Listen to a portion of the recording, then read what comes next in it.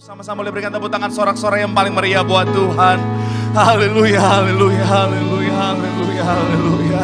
Benar Tuhan, kami ada di tempat ini Tuhan, kami menyembah-Mu, mengagungkan-Mu adalah untuk menyenangkan hati-Mu Bapa. Karena kami tahu ketika hati Tuhan disenangkan, hadirat-Mu dicurahkan, dan di mana ada hadirat Tuhan yang tercurah, di situ pasti ada berkat, ada mujizat, ada sukacita. Artinya Tuhan, siapapun yang hadir, yang terhubung live streaming ini juga Tuhan, yang memuji menyembah nama Tuhan, yang menyenangkan hati Tuhan. Doa kami Tuhan, yang sakit Tuhan sembuhkan, yang terikat Tuhan berikan kelepasan, bahkan ada kemenangan yang Tuhan nyatakan dalam kehidupan kami. Tiba saatnya kami siap, kami rindu untuk lebih lagi diberkati melalui kebenaran firman-Mu. Doa kami Tuhan jamah, ubahkan hati kami bagaikan tanah yang subur, agar ketika benih firman Tuhan ditabur, benih firman boleh bertumbuh, berakar dan berbuah. Kemanapun kami melangkah, cahaya Tuhan, image Tuhan boleh terpancar melalui kehidupan kami. Hamba-Mu yang Kau percayakan menyampaikan firman, kami doa Tuhan urapi, Tuhan sucikan, Tuhan yang layakkan, Tuhan Kau yang bungkus dengan yaitu Tuhan salib-Mu. Biar kiranya Tuhan benar-benar Tuhan, jika ada dosa mohon ampun, jika ada kelemahan tubuh Kau yang berikan kekuatan. Biar kiranya Tuhan, hanya Tuhan saja yang nampak, hanya Tuhan saja yang dipermuliakan. Bahkan kami doa apapun yang disampaikan berasal dari isi hati Tuhan, karena isi hati Tuhan pasti memberkati, isi hati Tuhan pasti memerdekakan setiap kami. Doa kami Tuhan, siapapun yang hadir di tempat ini, siapapun yang terhubung melalui live streaming Tuhan, kami doa tidak ada satupun yang pulang sia-sia, tapi semuanya terima berkat, terima sukacita dari surga. Terima kasih Tuhan, terima kasih. Kau Tuhan yang luar biasa. Berfirmanlah sore hari ini Tuhan, karena kami siap untuk mendengarkannya. Dalam nama Tuhan Yesus, mari yang siap diberkati dengan sukacita, dengan iman, sama-sama kita mau katakan amin. Boleh berikan tepuk tangan yang paling meriah buat Tuhan. Silakan duduk saudara. Terima kasih buat worship leader, singer, pemain, serta semua yang sudah melayani. Dan dari mimbar ini saya mau sampaikan salam damai sejahtera. Shalom. Sekali lagi shalom. Haleluya, haleluya, haleluya. Senang bisa jumpa saudara. Saya percaya dalam Tuhan ada sukacita. Di mana ada sukacita pasti ada senyuman di wajahnya. Boleh sama-sama saudara berikan senyuman dulu saudara. Bilang sama kanan kirimu. Yang di rumah juga bilang sama kanan kirimu. Mari bersukacita dalam Tuhan. Haleluya, haleluya. Kiri kananmu harus merasakan sukacita Tuhan sore hari ini. Walaupun mungkin ada yang baru pulang kantor, mepet-mepet waktunya saudara, tetapi menyempatkan diri datang cari Tuhan. Walaupun mungkin ada yang dalam perjalanan, tapi menyempatkan diri untuk ibadah, live streaming, ikut ibadah untuk melihat, mendengarkan firman Tuhan. Saya mau bilang saudara, kamu luar biasa saudara. Dan kita yang semangat cari Tuhan, kita pasti diberkati Tuhan. Amin. Sama-sama bilang sama saya, aku pasti diberkati Tuhan. Bilang sama kanan kirimu, kamu juga pasti diberkati Tuhan. Bilang sama yang ngomong lagi, makanya semangat sore hari ini. Tepuk tangan yang paling meriah dulu buat Tuhan. Haleluya. Yuk, yang bawa Alkitab kita mau angkat Alkitab kita. Yang bawa Alkitab juga boleh. Alkifon juga boleh. Yang gak bawa apa-apa angkat tangan juga boleh. Sama-sama dengan iman, sama-sama kita mau katakan dalam nama Tuhan Yesus. Aku percaya Alkitab ini berisi firman Tuhan. Setiap kata kalimatnya sanggup memberkati aku. Dan hari ini aku pasti diubahkan, aku pasti dipulihkan. Dalam nama Tuhan Yesus, sama-sama kita mau katakan amin. Haleluya. Tema khotbah saya saudara masih merupakan kelanjutan dari tema khotbah saya hari Minggu kemarin saudara. Adalah bicara tentang makna Paskah, anak domba Allah. Sama-sama bilang sama saya makna Paskah. Sama-sama bilang sama saya sekali lagi makna Paskah. Amin. Dan hari Rabu ini saudara kita masuk pada bagian yang kedua. Kalau saudara hadir di hari Minggu kemarin saudara, kalau saudara mungkin menyaksikan di live streaming hari Minggu kemarin saudara, saya membahas bicara tentang makna Paskah. Yang pertama adalah bicara tentang kemenangan. Sama-sama bilang sama saya kemenangan. Amin. Kenapa? Karena Tuhan sudah mengalahkan maut saudara. Artinya apa saudara dan saya? Kita bukan lagi orang-orang yang kalah, tapi kita adalah orang-orang yang menang. Bahkan kita lebih daripada pemenang. Yang setuju boleh berikan tepuk tangan yang paling meriah dulu buat Tuhan. Haleluya. Yang kedua saudara adalah bicara tentang tidak ada ketakutan. Sama-sama bilang sama saya tidak ada ketakutan. Amin. Jadi anak Tuhan jangan takut-takut lagi. Amin. Kalau saudara dan saya masih hidup dalam ketakutan, saya mau bilang saudara ingat baik bahwa kita punya Tuhan yang luar biasa. Amin. Yang ketiga adalah bicara tentang penebusan. Sama-sama bilang sama saya, penebusan. Amin. Penebusan bicara tentang saudara dan saya, hidup kita bukan lagi milik kita lagi. Hidup kita sepenuhnya milik Tuhan. Artinya saya mau bilang saudara, kita adalah representatifnya Tuhan. Artinya kemanapun kita berada, orang harusnya bukan melihat diri kita lagi. Orang harusnya bukan melihat pribadi kita lagi. Tapi orang harusnya bisa melihat pribadi Tuhan melalui kehidupan kita. Amin saudara. Dan yang berikutnya adalah bicara tentang kesembuhan. Sama-sama bilang sama saya, kesembuhan. Amin. Apa itu kesembuhan? Karena bicara tentang Paskah, bicara tentang apa yang Tuhan kerjakan di atas kayu salib, bicara tentang apa? Tuhan sudah menanggung segala sakit penyakit buat saudara dan saya. Amin. Supaya apa? Oleh bilur-bilurnya kita menjadi sembuh. Boleh berikan tepuk tangan yang paling meriah buat Tuhan. Haleluya. Dan yang terakhir adalah bicara tentang kasih. Sama-sama bilang sama saya, Tuhan mengasihi saya. Amin. Nah, kita akan lanjut saudara. Saya sedikit review saudara supaya kalau saudara ada yang nggak ngikutin yang kemarin saudara tidak ketinggalan tetapi punya gambaran tentang apa yang saya sampaikan kemarin. Yuk kita akan lanjut di bagian yang kedua. Kita buka Lukas pasal yang ke-24 ayat 1 sampai ayatnya yang ke-12. Lukas pasalnya yang ke-24 ayat 1 sampai ayatnya yang ke-12. Masih sekali lagi saudara dalam rangkaian seri khotbah Paskah. Lukas pasalnya yang ke-24, kita baca saudara ayat 1 sampai ayatnya yang ke-12. Yang sudah di sana boleh bilang haleluya. Saya baca ayat 1, saudara 2 kita gantian. Ayat 12 kita baca sama-sama. Demikian firman Tuhan ayatnya yang pertama. Tetapi pagi-pagi benar pada hari pertama minggu itu, mereka pergi ke kubur membawa rempah-rempah yang telah disediakan mereka. Ayat 2 silakan. Ayat yang ketiga, dan setelah masuk mereka tidak menemukan mayat Tuhan Yesus. Ayat 4.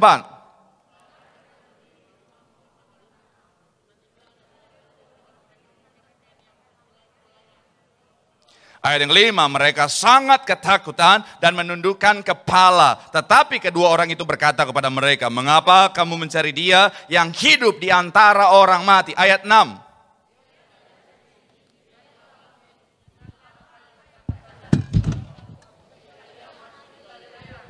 Ayatnya yang ke-7, yaitu bahwa anak manusia harus diserahkan ke tangan orang-orang berdosa dan disalibkan dan akan bangkit pada hari yang ketiga. 8. Ayatnya yang ke-9, dan setelah mereka kembali dari kubur, mereka menceritakan semuanya itu kepada ke-11 murid dan kepada semua saudara-saudara yang lain. 10.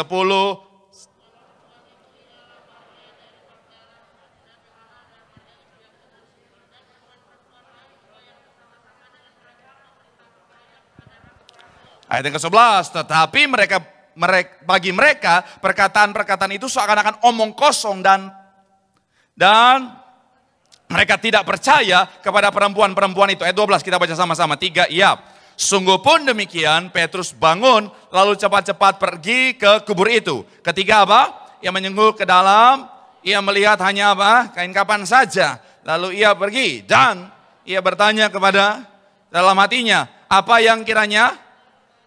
Haleluya, itu di ayat 12 saudara, yang melihat hanya kain kapan saja. Kalau saudara hadir tahun lalu saya bahas saudara, ini saya curiga yang translate Alkitab ini orang Sunda saudara. Itu kenapa dia pakai kain kapan saja, bukan kain kafan tapi kain kapan. Kumaha ieu teh aya naon kapan, kabayana itu saudara. Ya kan saudara, haleluya. Kita akan lanjut saudara. Apa makna Paskah anak domba Allah saudara? Saya mencatat di sini saudara, coba kita lihat saudara ayatnya yang ke-24 sampai ayat 5 bagian A. Lukas 24 ayat 5 sampai 6 bagian A. Dari ayat 5 sampai 6 bagian A. Coba kita lihat sekali lagi saudara. Dari ayat yang ke-5 sampai 6 bagian A. Sama-sama kita baca. 3, ya. Mereka sangat ketakutan dan apa? Menundukkan kepala. Tetapi kedua orang itu berkata kepada mereka, mengapa kamu mencari dia yang hidup di antara apa? Orang mati. Ayat 6 bagian A dikatakan apa di sana? Ia tidak ada di sini, ia telah apa? Sekali lagi, ia tidak ada di sini, ia telah apa? Bangkit. Saya mau bilang saudara, apa makna Paskah anak domba Allah? Yang berikutnya adalah bicara tentang apa? Kuasa Tuhan tanpa batas. Sama-sama bilang sama saya, kuasa Tuhan tanpa batas. kuasa Tuhan tanpa batas. Amin. Bicara tentang kematian, kematian adalah batas akhir kekuatan manusia, saudara. Saya mau bilang saudara, sekali lagi, kematian adalah batas akhir kekuatan manusia. Tak peduli seberapa hebat saudara, tak peduli seberapa pintar saudara, tak peduli seberapa tinggi jabatan saudara. Saya mau bilang saudara, akan ada waktunya, kalau memang sudah waktunya Tuhan, kita tidak akan berdaya menghadapi yang namanya kematian. Amin saudara. Sekali lagi saudara, mau seberapa banyak pun uang kita, mau seberapa tinggi pun jabatan kita, kita akan tidak berdaya. Kalau memang sudah waktunya Tuhan, akan ada saatnya kita tidak berdaya menghadapi yang namanya kematian. Saya pernah baca satu berita saudara, di mana di Amerika saudara, ada orang-orang yang super kaya saudara, mereka akhirnya memilih untuk membayar satu kapsul es gitu saudara, supaya apa? Supaya tubuh mereka diawetkan di situ saudara, supaya nantinya saudara, kali aja saudara di masa depan sana saudara, kalau yang namanya ada teknologi baru katanya saudara, mereka pengen dibangkitkan saudara. Tapi buat saya saudara, itu sia-sia saudara, karena kenapa? Hidup dan mati ada di tangan Tuhan saudara. Amin. Kalau memang Tuhan sudah atur waktunya saudara, saya mau bilang saudara, kita tidak akan berdaya menghadapi yang namanya kematian saudara. Tapi saya selalu doa, Tuhan jangan dulu saya, nanti aja. Iya, Tuhan mau nikah dulu Tuhan, nanti aja. Kalau Tuhan, iya, kalau Tuhan mau bangun saya punya rumah di surga, jangan dulu Tuhan. Peletakan batu pertama boleh, tapi jangan lanjut, stop dulu.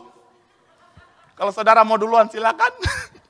Tapi saya mau bilang saudara, kematian adalah batas akhir kekuatan manusia. Tapi saya mau bilang saudara, kabar baiknya, Tuhan kita memang mengalami kematian, tetapi dia bangkit. Tanda dia mengalahkan maut, tanda kuasanya luar biasa. Boleh berikan tepuk tangan yang paling meriah buat Tuhan. Amin. Itu kenapa saya mencatat di sini saudara, tanamkan dalam hati dan pikiranmu ketika kau mengingat tentang yang namanya Paskah, yang ada dalam hati dan pikiranmu bahwa kuasa Tuhanku, Tuhan yang aku sembah, kuasanya adalah kuasa tanpa batas. Amin saudara. Karena kenapa? Sejak dalam yang namanya pelayanannya Tuhan Yesus, kalau saudara perhatikan saudara, Tuhan Yesus sekalipun belum yaitu mengalami penyalipan dan kebangkitan, Tuhan Yesus sudah menyatakan kuasanya, bahwa kuasa Tuhan Yesus sanggup yaitu mengalahkan maut saudara. Kalau saudara ingat salah satu kisah yang sangat terkenal, siapa? Lazarus. Lazarus sudah mati saudara. Sampai akhirnya ketika Tuhan Yesus datang, Maria dan Marta sampai ngomong gini, Tuhan seandainya kau datang lebih awal lagi Tuhan, mungkin saudaraku nggak mati. Tapi saya mau bilang saudara, yang saya sangat percaya Tuhan Yesus sengaja itu saudara. Amin. Saya sangat percaya Tuhan Yesus sengaja. Kenapa? Tuhan tahu nggak Lazarus sudah sakit parah? Sangat tahu. Tuhan tahu nggak Lazarus sudah injury time, udah mau mati?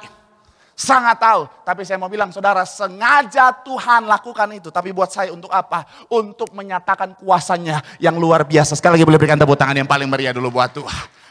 Kisah yang kedua, siapa saudara? Kalau saudara mungkin jarang pernah dengar saudara tentang anak seorang janda di mana? Ada yang pernah baca? Di Nain, Lukas 7, 11-17. Coba kita lihat, ini kisah yang bagus juga saudara. Lukas pasal yang ke-7 saudara, kita baca ayat 11 sampai ayatnya yang ke-17. Lukas 7 ayatnya yang ke-11 sampai 17. Lukas pasal yang ke-7, yuk yang sudah di sana boleh bilang haleluya. Yesus membangkitkan anak muda di Nain. Saya 11, saudara 12, 17 kita baca sama-sama. Kemudian Yesus pergi ke suatu kota yang bernama Nain. Murid-muridnya pergi bersama-sama dengan dia dan juga orang banyak menyertainya berbondong-bondong. Ayat 12 silakan.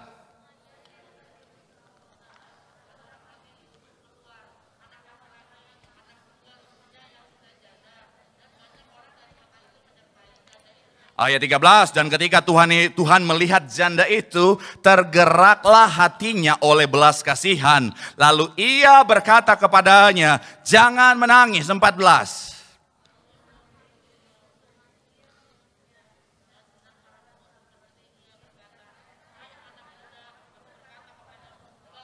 Ayat 15, maka bangunlah orang itu dan duduk dan mulai berkata-kata. Dan Yesus menyerahkannya kepada ibunya. 16.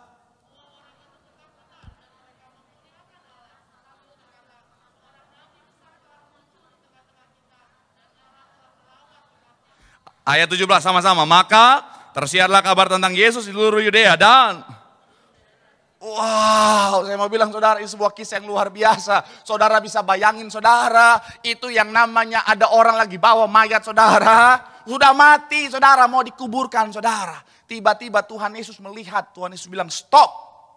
Dia bilang, hai anak muda, bangkitlah. Bangkit saudara. Saya mau bilang, puji Tuhan kejadian ini terjadi di sana. Coba kalau di Indonesia. Ya kan? Saudara, bukan masalah viralnya. Saudara bisa bayangkan cara orang Indonesia bawa mayat. Mana ada yang usung pelan-pelan begini saudara, jarang. Itu kalau udah dekat, udah mau kubur iya. Tapi kalau di jalan dari rumah duka ke mana? Ke kuburan. Oh Tuhan. Apalagi kalau di Manado, oh Tuhan Yesus. Itu motor-motor udah, minggir lu, minggir. Saya mau bilang saudara. Sekalipun mungkin Tuhan Yesus bilang, stop, minggir lu. Enggak akan terjadi itu mujizat saudara. Hari ini saya mau serius. Mohon maaf, saya lupa. Saya mau bilang saudara. Makanya saya kadang-kadang saudara suka gemes gitu saudara. Suka ngeliat, betul. Saya waktu itu saudara udah mepet banget, udah di pinggir saudara. Masih disuruh minggir. Maksudnya apa? Maksudnya mobil saya masukin ke dalam selokan atau bagaimana itu? Minggir, minggir. Udah di pinggir. Emosi, walaupun pendeta darah tinggi juga. Back to the topic. Waktu itu saudara, yang namanya rombongan itu saudara sedang bawa si jenazah pria ini saudara. Tapi ketika Tuhan Yesus hatinya tergerak oleh belas kasihan, Tuhan Yesus membangkitkan. Saya mau bilang saudara, tanda apa? Kita punya Tuhan yang kuasanya tanpa batas. Boleh sekali lagi berikan tepuk tangan yang paling meriah dulu buat Tuhan. Yuk kita cepat. Yang kedua, yang ketiga saudara, bicara tentang apa? Kalau saudara ingat tentang apa? Anak Yairus, saudara ingat anak Yairus? Yairus itu saudara kisahnya ketika Yairus seorang yang sangat terpandang sama Tuhan. Dia bilang, Tuhan anakku sedang sakit, udah mau mati. Kemudian Tuhan Yesus datang, mau menuju ke rumah Yairus. Di perjalanan ketemu dengan wanita yang sudah pendarahan 12 tahun saudara. Waktunya jadi lama, tiba-tiba saudara datang yang namanya salah satu anggota keluarga Yairus dan bilang, Yairus anakmu sudah mati. Gak usah merepotkan guru lagi. Saya mau bilang saudara, memang dalam kehidupan kita saudara, kadang-kadang ketika kita ada pada posisi yang sulit, saya mau bilang saudara, akan ada orang-orang yang datang sama kita dan bilang begini, udahlah, gak usah terlalu berharap lagi lah. Udahlah, udah gak mungkin lagi. Udahlah, udah mustahil lagi. Orang itu udah gak mungkin lagi bisa tertolong lagi. Bisnismu udah hancur, udah gak mungkin lagi bisa lagi. Udahlah, udah gak mungkin lagi. Saya mau bilang saudara, akan ada orang-orang seperti itu saudara. Tapi hebatnya belajar dari kisah Yairus. Saya mau bilang saudara, Yairus sadar bahwa dia punya Tuhan yang kuasanya tanpa batas saudara. Singkat cerita, akhirnya apa? Yairus tetap datang bersama dengan Tuhan Yesus. Ketika nyampe di rumah, anak Yairus bangkit lagi saudara. Saya mau bilang saudara, tanamkan dalam hati dan pikiranmu ketika kau bicara tentang ingat tentang Paskah, kita ingat kuasa Tuhan adalah kuasa Tuhan yang tanpa batas saudara. Dan saya mau bilang jemaat Tiberias keterlaluan kalau masih ragu dengan kuasa Tuhan yang luar biasa saudara. Kenapa? Karena di gereja ini kita bukan cuman dengar tentang kuasa Tuhan, kita bukan cuma baca tentang kuasa Tuhan, tetapi kita boleh jadi saksi kuasa Tuhan benar-benar dinyatakan di gereja ini saudara. Amin. Kita jadi saksi banyak orang yang udah parah saudara bisa sembuh. Kita jadi saksi banyak orang-orang yang udah secara manusia udah nggak mungkin lagi, ternyata apa? Bisa lihat saudara, pemulihan terjadi saudara. Bahkan ada bayi-bayi yang sudah mati bisa dibangkitkan lagi saudara. Bahkan saya waktu awal-awal jadi singer Tiberias saudara di Sarbi ini, ada seorang bapak dokter udah vonis ginjalnya udah nggak berfungsi dua-duanya saudara, tapi masih tetap sehat, tegap berdiri saudara. Saya mau bilang sekali lagi saudara, keterlaluan kalau kau di gereja Tiberias ini saudara terus imannya masih ragu, Tuhanku bisa nggak ya, Tuhanku mampu nggak ya? Tanamkan dalam hati dan pikiranmu, kita punya Tuhan yang kuasanya tanpa batas. Dan kuasa Tuhan yang tanpa batas itu sanggup terjadi dalam kehidupan. Mulai berikan tepuk tangan yang paling meriah buat Tuhan. Bilang sama kanan kirimu, kuasa Tuhan tanpa batas. Bilang sama yang ngomong, kuasanya bisa dinyatakan dalam kehidupanmu. Boleh berikan tepuk tangan yang paling meriah buat Tuhan. Yang berikutnya saudara, bicara tentang apa? Yang kedua saya mencatat di sini saudara adalah bicara tentang penggenapan. Sama-sama bilang sama saya, penggenapan. Coba kita buka kitab kita ayatnya yang ke-6 sampai 8. Lukas 24 tadi saudara, ayat 6 sampai ayat yang ke-8. Coba buka kitab kita saudara, ayat 6 sampai ayat yang ke-8. Haleluya, terpuji nama Tuhan. Mungkin saudara ada yang dari tadi bertanya, Pak Pendeta kenapa taruh papan tapi kok nggak dipakai dari tadi? Ini mau dipakai poin kedua. Jangan saudara pikir cuma buat gaya doang. Yuk, ayat 6 sampai 8 yang sudah di sana, Lukas pasalnya yang ke-24 6 sampai 8 sama-sama. 3 iya. Ia tidak di sini, ia telah bangkit. Ingatlah apa dikatakannya kepada kamu ketika masih di Galilea. Ayat yang ke-7 dikatakan apa di sana? Yaitu bahwa anak manusia harus diserahkan ke tangan orang-orang berdosa dan disalibkan dan akan bangkit pada hari yang ketiga. Ayat 8 dikatakan apa di sana? Maka teringatlah mereka akan apa? Sekali lagi 3 ya, maka teringatlah mereka akan apa? Saya mau bilang saudara, apa yang terjadi, apa yang dialami Tuhan Yesus sebelumnya sudah Tuhan Yesus sampaikan kepada mereka dan akhirnya digenapi saudara. Dan saya mau bilang saudara, ini bicara tentang apa? Penggenapan. Firman Tuhan ketika disampaikan pasti digenapi. Amin. Kalau saudara hadir kemarin saya bahas saudara bicara tentang kenapa Tuhan Yesus harus mati. Itu merupakan penggenapan dari firman. Kenapa? Karena upah dosa adalah maut. Artinya apa? Firman Tuhan sudah berkata ketika ada dosa harus ada maut yang akhirnya menebus dosa itu. Dan Tuhan harus mati. Karena kenapa? Penggenapan dari firman. Tapi saya mau bilang saudara, kabar baiknya saudara, kalau bicara tentang firman Tuhan itu pasti digenapi. Artinya apa? Apapun yang tertulis di dalamnya, termasuk bicara tentang hal-hal luar biasa buat saudara dan saya, itu pasti digenapi. Boleh berikan tepuk tangan yang paling meriah dulu buat Tuhan. Haleluya. Saya mau bilang saudara, banyak kadang-kadang ada statement-statement yang bilang begini, oh yang namanya Yesus itu cuman dibilang dituhankan oleh siapa? Hanya oleh Paulus saudara. Padahal saudara, kalau orang yang ngomong gitu saudara, saya mau bilang artinya dia nggak belajar Alkitab dengan benar saudara. Karena kenapa? Jauh dari sebelumnya saudara, Tuhan Yesus sudah nggak kebuka lagi. Ini gara-gara diketok-ketok tadi. Saya mau bilang saudara, jauh dari sebelumnya saudara, bicara tentang Tuhan Yesus saudara, jauh dari ketika masa kejadian Tuhan Yesus itu saudara, Nabi Yesaya saudara, saya mencatat di sini saudara, lahir kurang lebih 700 tahun saudara, sebelum kejadian Tuhan Yesus saudara. Dan Nabi Yesaya sudah menubuatkan saudara tentang yang namanya apa yang dilakukan, apa yang terjadi, apa yang dialami oleh Tuhan Yesus. Coba kita lihat Alkitab kita saudara. Yesaya pasalnya yang ke-53 ayat 7 sampai 8. Yesaya pasalnya yang ke-53 ayat 7 sampai ayat yang ke-8. Coba kita lihat Alkitab kita saudara. Yesaya pasalnya yang ke-53 ayat 7 sampai ayatnya yang ke-8. Haleluya, terpuji nama Tuhan. Yuk coba kita lihat Alkitab kita yang sudah di sana, boleh bilang haleluya. 3 ya. Dia dianiaya tetapi apa?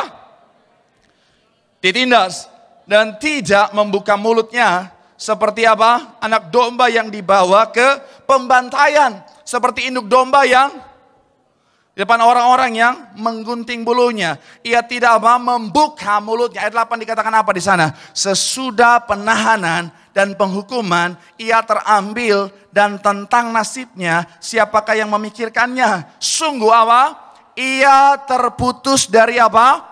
Negeri-negeri orang hidup, dan karena pemberontakan umatku ia kena apa? Itulah kalau saudara lihat saudara, sungguh ia terputus. Ayatnya aja saudara, sungguh ia terputus dari negeri orang-orang hidup saudara. Bicara tentang apa? Nubuatan yang dimana Yesus akan mengalami yang namanya kematian saudara. Terputus dari kehidupan saudara. Tuhan Yesus itu saudara lahir sekitar sini saudara. Tidak ada tanggal pastinya saudara, tetapi sekitar sini saudara. Karena kalau saudara perhatikan, saudara pelajari Alkitab, Herodes itu mati tahun 4 setelah Masehi saudara. Nah si Paulus lahir itu 3 saudara. Paulus lahir tahun 3 saudara. Nah jauh sebelumnya dari 700 tahun sebelum masa ini saudara, sudah dinubuatkan saudara. Bahkan selama perjalanan Tuhan Yesus, selama Tuhan Yesus lahir dan dalam pelayanannya, saya mau bilang saudara, orang-orang pada masa itu saudara sudah mengetahui tentang ketuhanan Yesus saudara. Tapi sayangnya tidak semua percaya. Akhirnya saudara, mereka banyak yang akhirnya saudara menyerang Tuhan Yesus, bahkan menyalibkan dia. Tapi saya mencatat di sini saudara, sejak semula semuanya sudah dituliskan dan akhirnya semuanya digenapi saudara. Kalau firman Tuhan dari dulu digenapi, artinya apa? Sampai hari ini juga firman Tuhan akan digenapi dalam kehidupanmu. Amin saudara. Artinya begini saudara, tanamkan dalam hati dan pikiranmu ketika kau ingat tentang yang namanya Paskah, artinya bicara tentang adanya penggenapan akan firman Tuhan.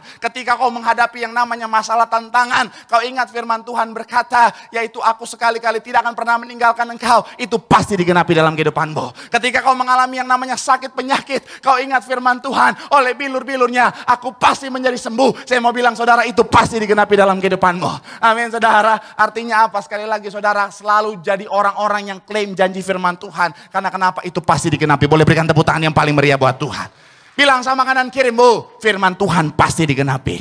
Tepuk tangan yang paling meriah buat Tuhan. Haleluya, haleluya. Yang terakhir, pemain musik boleh siap-siap saudara. Yang terakhir, saya mencatat di sini saudara, adalah bicara tentang yang namanya pengharapan. Sama-sama bilang sama saya, pengharapan. Amin. Sambil sebelumnya itu saudara, kita masuk di poin terakhir saudara sedikit. Satu ayat terakhir kita baca saudara.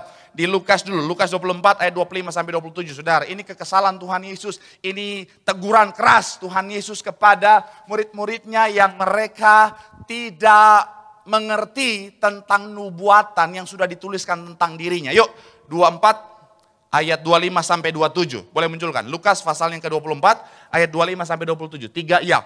Lalu ia berkata kepada mereka, hai kamu orang bodoh, betapa lambannya hatimu. Sehingga apa? Kamu tidak percaya segala sesuatu yang telah dikatakan para nabi. Bukankah apa? Masuk ke dalam kemuliaannya. Ayat 27. Lalu ia menjelaskan kepada mereka apa yang tertulis tentang dia dalam seluruh apa? Kitab suci. Mulai dari kitab Musa dan segala apa? Bukan cuman kitab-kitab yang ditulis oleh Paulus, tapi sejak semula sudah ditulis tentang Tuhan Yesus. Tapi memang saudara, mohon maaf saudara, Alkitab kan memang bilang begitu saudara. Banyak orang tidak mengenal dia saudara. Tapi saya mau bilang saudara, saudara dan saya yang sudah mengenal dia, terus hidup di dalam dia, karena ada keselamatan yang Tuhan janjikan. Boleh berikan tepuk tangan yang paling meriah dulu buat Tuhan. Yang terakhir saudara, Ibrani 10 ayat 23. Ibrani pasal yang ke-10 ayatnya yang ke-23 saudara. Ini yang terakhir saudara, makna Paskah.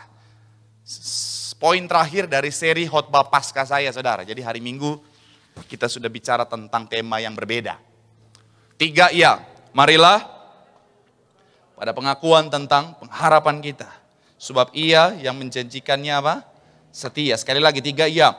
Marilah kita berpegang teguh pada pengakuan tentang pengharapan kita. Sebab ia yang menjanjikannya setia. Banyak orang ketika Tuhan Yesus mati saudara, mereka kehilangan pengharapan saudara. Ketika mereka melihat Tuhan Yesus disalibkan, mereka kehilangan pengharapan. Tetapi melalui kebangkitannya, bicara tentang Paskah, bicara tentang apa? Adanya pengharapan yang Tuhan berikan. Dalam kehidupan kita, saya mau bilang saudara, memang menjalani kehidupan ini saudara, banyak orang yang mungkin hari-hari ini saudara kehilangan pengharapan saudara. Banyak jemaat yang saya layani saudara bahkan, mohon maaf sampai jadi kecewa sama Tuhan saudara. Karena kenapa? Karena mereka berharap tapi mereka belum melihat harapan mereka jadi kenyataan. Tapi saya mau bilang saudara, hari ini buat saudara, di dalam Tuhan kita tidak akan pernah kehilangan pengharapan saudara. Di dalam Tuhan pengharapan itu selalu ada. Kalau hari ini kau belum melihat yang namanya mujizat dinyatakan, saya mau bilang karena ada waktunya Tuhan. Kadang-kadang saudara, kenapa orang jadi kecewa? Karena apa yang dia harapkan tidak sesuai dengan yang dia lihat. Nah, kenapa apa yang dia harapkan tidak sesuai dengan apa yang dia lihat? Karena kadang-kadang kita sementara pakai tolak ukur kita untuk melihat janji Tuhan. Kita sementara pakai perspektif kita untuk melihat apa yang Tuhan sediakan bagi setiap kita. Tapi saya mau bilang, kalau yang kita lihat dari perspektifnya Tuhan, maka kita tahu bahwa pengharapan kita dalam Tuhan tidak akan pernah mengecewakan saudara. Amin. Ketika yang namanya menghadapi sakit penyakit, memang kalau kita lihat dari perspektif kita, kita pasti akan kecewa dan kita akan pasti bilang, pengharapan dalam Tuhan ternyata sia-sia. Karena toh, lihat hari ini aku gak sembuh-sembuh. Karena toh, lihat hari ini rumah tanggaku gak pulih-pulih. Karena toh, lihat hari ini bisnisku gak bangkit-bangkit.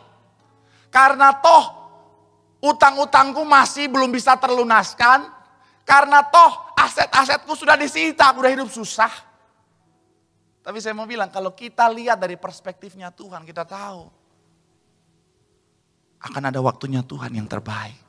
Amin. Kesannya kayak klise banget gitu saudara. Tapi saya mau bilang begitulah Tuhan. Kadang-kadang memang Tuhan izinkan sampai kita ada titik di mana kayaknya udah nggak ada harapan lagi. Memang Tuhan bawa kita kayak udah ada di posisi di mana kayaknya udah nggak ada jalan keluar lagi. Tapi sengaja Tuhan izinkan itu supaya kita belajar dan kita bisa tahu bahwa Tuhan yang kita sembah adalah Tuhan yang dapat diandalkan. Bangsa Israel dibawa pada posisi di mana udah nggak ada jalan keluar lagi. Jalan di belakang tentara udah datang mau menyerang. Diperhadapkan pada apa? Lautan yang nggak bisa mereka lewati. Tapi sengaja Tuhan bawa di situ supaya apa?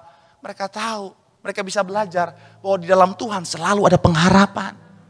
Yairus sengaja dibawa Tuhan pada posisi di mana ada kabar yang bilang bahwa anaknya udah mati. There's no hope. Tapi ternyata Tuhan izinkan itu supaya apa? Untuk menyadarkan Yairus bahwa di dalam Tuhan selalu ada pengharapan. Saya nggak tahu posisi apa saudara hari ini. Mungkin saudara ada pada posisi seperti Yairus. Mungkin saudara ada pada posisi seperti bangsa Israel.